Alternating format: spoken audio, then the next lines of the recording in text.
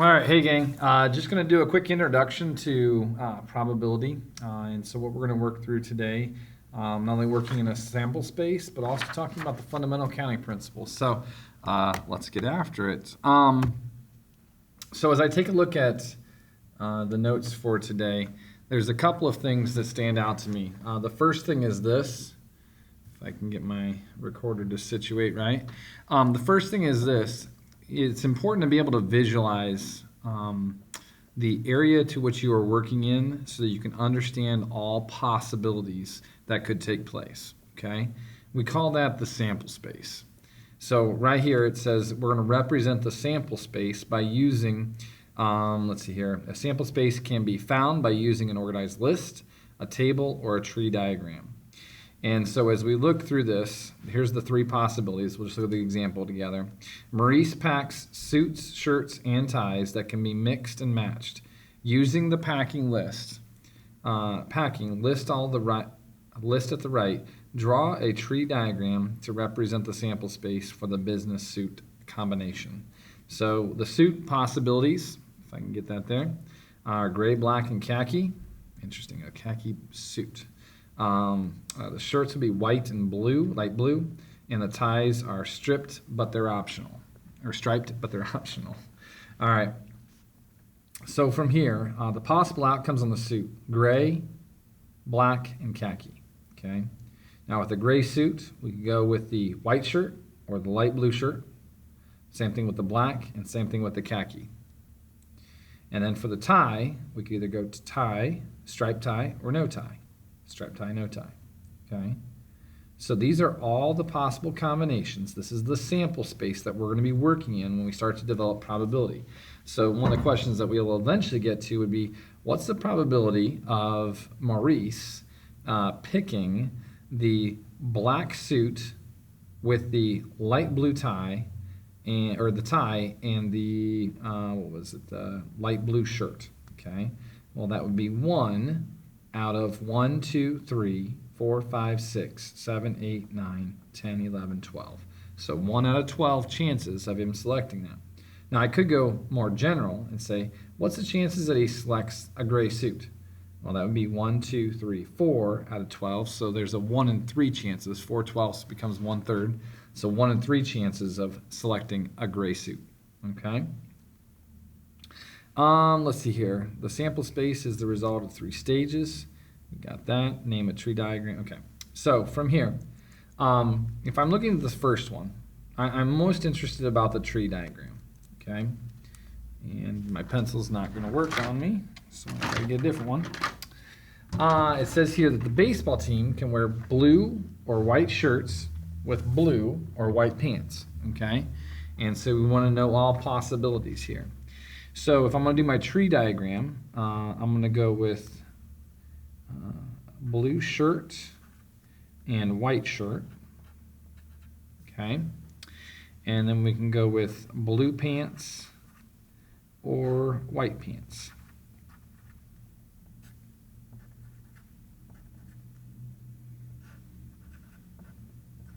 Okay. So we could go blue shirt and blue pants. We could go blue shirt and white pants. We could go white shirt and blue pants. And we could do white shirt and white pants. Okay? So there were 4 different options there. Now, again, I could talk about probability and say, what's the chances of the team wearing a blue shirt? Well, the chances of that happening would be 50% because 2 of these had a blue shirt and 2 did not. Okay. I could say, what's the chances of selecting a white shirt and blue pants? Well, in that case, it would be 1 out of the 4 possibilities there. Okay. So again, what's the purpose of a sample space? Is to understand all possibilities that are taking place. Okay. And that's how we're going to work towards probability. Now, if you notice, if I was to take a look over here between the suits, the shirts, and the ties, there were 3 suits, there were 3 shirts, and I'm going to say 2 options for the tie and no tie. And remember, there were 12, let's see here, 1, 2, 3, 4, 5, 6, 7, 8, 9, 10, 11, 12. Okay? 12 possible outcomes there. All right? And so as we think about that, let me see here, 2 and 2. Oh, sorry, this is why it was making sense to me. There were only 2 possibilities for the shirts, white and light blue, okay? If we take the number of options for suits, take the number of options for the shirts, and take the number of options for the ties, if we multiply all those together, what's that give us? 3 times 2 is 6, times 2 is 12. There's a total of 12 options over here. So it's important to be able to visualize all of this, okay? But it's also important to know how many total options we have from the very beginning, okay? So if I was to make a table, tree diagram, organized list, I'm just going to go with the tree diagram. This is the most important for you to know, okay? As far as the organized list, this could be an organized list right here, okay? It's just setting everything out for you, all right? Now, let's go to the back side. What we just discovered as we looked at this right here, okay, multiplying those 3 together gives us the total number of options. Almost sneeze. Excuse me. Excuse me again. Down here, we had 2 options for the shirts, and we had 2 options for the pants, okay? And so if I multiply those 2 together, how many total options did we have? We had a total of 4, okay? So I don't know if I moved that up so we could see that well, but again, 3 suits, 2 shirts, 2 ties gives us the total of 12, okay? So on the back side here, there's an interesting first example that we'll look at, and then we'll start to talk through all the rest of these.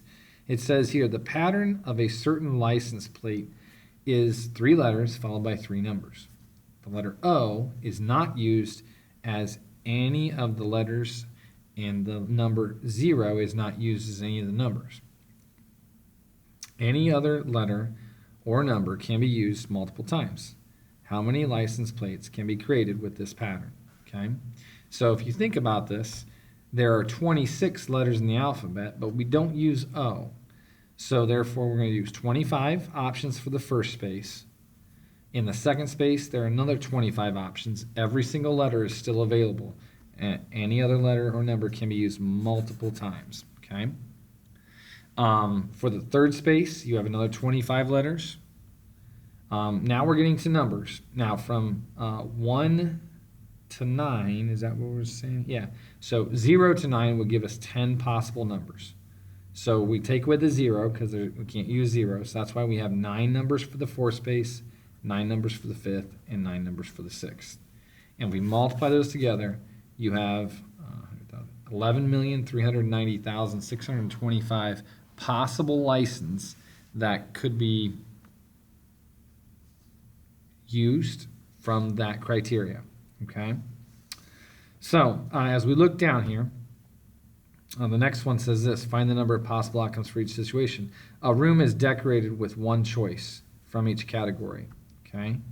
So we have 8, let's see here, number of choices. Paint color, there's 8 options for paint. Comforter setting, there's 6. Sheet set, there's 8. Throw rug, there's 5. The lamp, there were 3 different options for the lamp. And the wall hangings, there were 5 different options there. So if we go ahead and multiply all those together,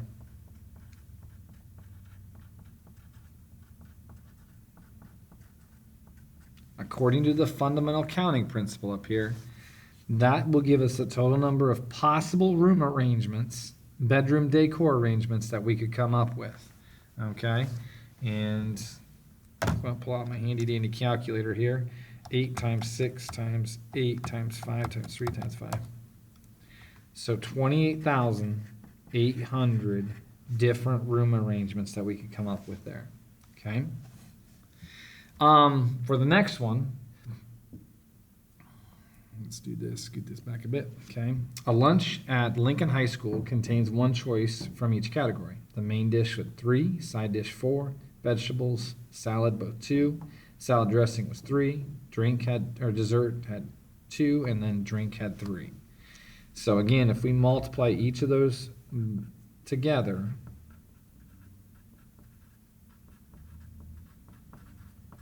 that should give us the total possible options for eating at that cafeteria.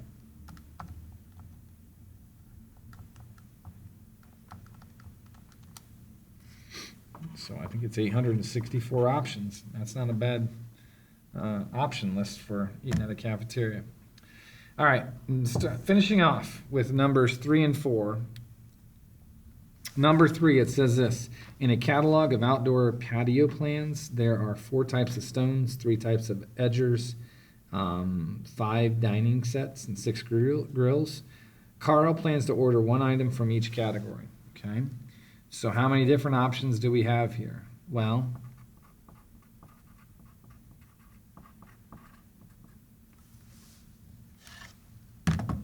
$360, I believe. Let me just double check that on my calculator. Yeah. So there are 360 different options there for that patio set. Okay. Number 4, the last one. The drama club held tryouts for 6 roles in a 1-act play. 5 people auditioned for the lead female, 3 for the lead male, 8 for the best friend, 4 for the mom, 1 for the dad, or 2 for the dad, and 3 for the crazy aunt. Everybody's got a crazy aunt. So as a result, don't forget the 5 people auditioned for lead female. 3 people, the lead male, 8 for the best friend, 4 for the mom, 2 for the dad, and 3 for the crazy aunt. Okay, so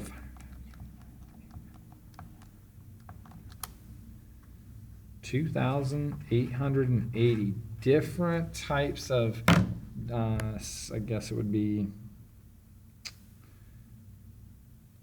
how do I say this? The people that they could use for this 1-act play. Okay, so lots of different combinations that we could use. And again, we get that from the fundamental accounting principle, just says just to multiply straight through. So I hope that was understandable there, guys, as you finish up writing out. Your homework will be on Schoology, but have this done for me for tomorrow. Thanks. Bye.